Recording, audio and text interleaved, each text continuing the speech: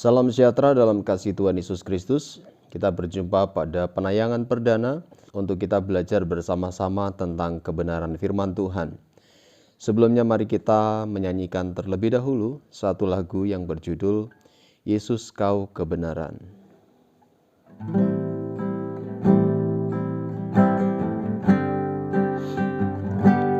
Yesus Kau kebenaran yang menyelamatkanku. Kau memberikanku hidup dan pengharapan.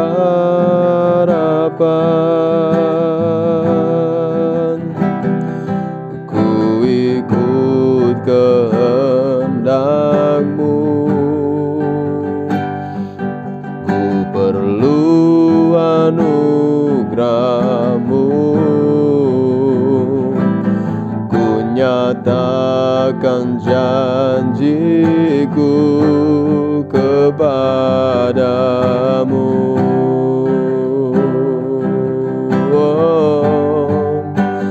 Kalau ku hidup bagimu, hatiku tetap menyembah-Mu. Dunia tak bisa menjauhkanku dari kasih-Mu.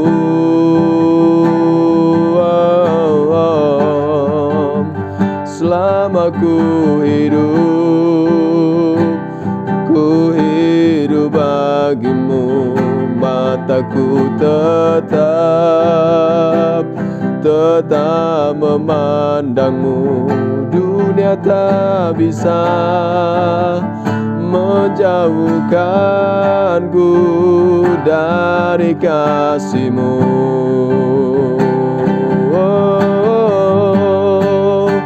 Kalau ku hidup, amin Tuhan, ku hidup bagimu, hatiku tetap menyembah-Mu. Dunia tak bisa menjauhkanku dari kasih-Mu.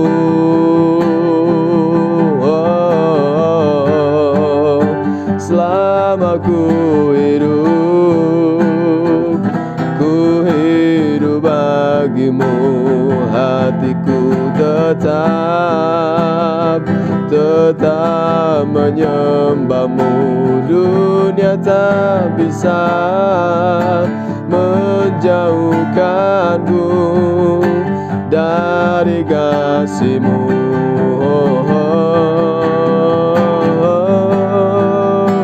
Dunia tak bisa menjauhkanku dari kasih-Mu.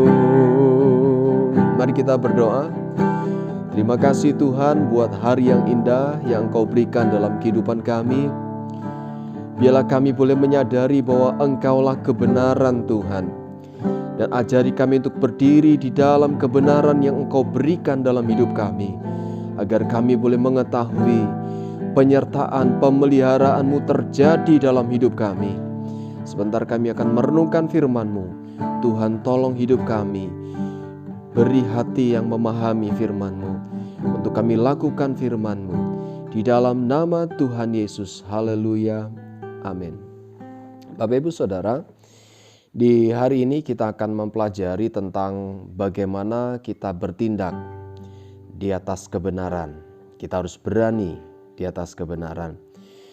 Bapak Ibu, kita akan membaca terlebih dahulu Amsal pasal 13 ayat yang ke-6. Amsal pasal 13 ayat yang ke-6, kita akan membacakannya.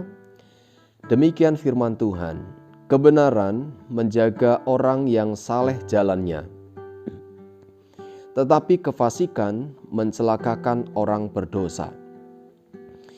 Ada satu kisah yang sangat memberikan sebuah pembelajaran untuk kita hari ini.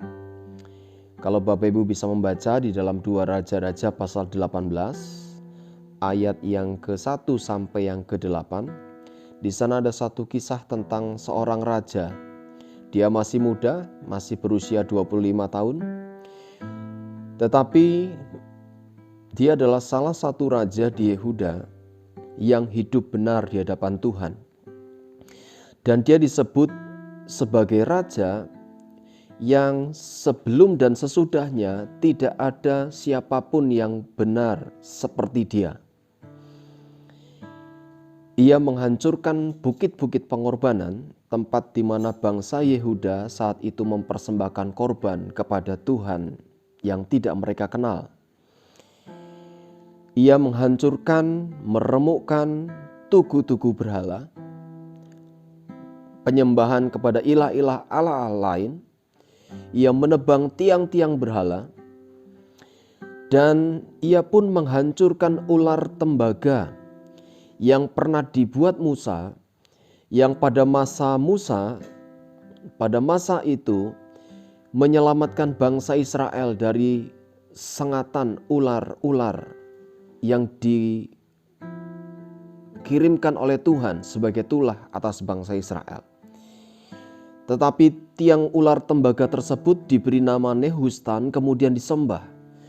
Dan pada masa Hizkia, tiang itu dihancurkan. Maka yang terjadi adalah pada ayat yang ke-7 di sana diperlihatkan bagaimana Tuhan menyertai Hizkia kemanapun ia pergi. Dan ia selalu beruntung. Ia juga bisa membawa bangsanya keluar dari penjajahan atas bangsa Asyur. Dan ia juga dapat memperluas daerahnya. Bapak Ibu, yang kita bisa renungkan dalam perenungan pagi hari ini, jangan takut untuk berdiri di atas kebenaran. Jangan takut untuk melawan kejahatan. Jangan takut untuk menjauhkan dosa-dosa, untuk menjauhkan kuasa-kuasa kegelapan, belenggu-belenggu roh jahat yang bisa merintangi hidup kita, yang bisa merintangi hidup keluarga kita. Jangan takut. Kita harus nyatakan kejahatan itu adalah kejahatan, dan juga dosa adalah dosa. Jangan tutup-tutupi. Mintalah pengampunan kepada Tuhan Yesus Sang Penebus dosa kita. Maka firman Tuhan katakan, Tuhan akan menyertai kita kemanapun kita pergi. Immanuel, Tuhan Yesus menyertai kita. Mari kita berdoa. Bapa di sorga, yang kami panggil di dalam nama Tuhan Yesus, saat ini kita datang kepada Engkau Bapa. Tuntunlah kami Tuhan. Bimbinglah kami Tuhan. Mungkin kami orang-orang yang masih muda, atau mungkin orang-orang yang secara rohani kami masih anak-anak. Tuhan tolong kami. Tuhan tuntun kami. Agar kami menjadi orang-orang dewasa di hadapan Engkau. Yang berani untuk menyatakan kebenaran sebagai kebenaran. Yang menyatakan dosa adalah dosa. Yang berani untuk melawan kejahatan. Yang melawan belenggu-belenggu kuasa kegelapan yang seringkali merintangi kehidupan kami.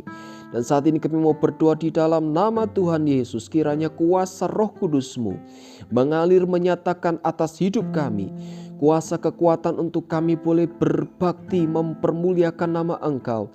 Untuk kami boleh beribadah mempermuliakan nama Engkau.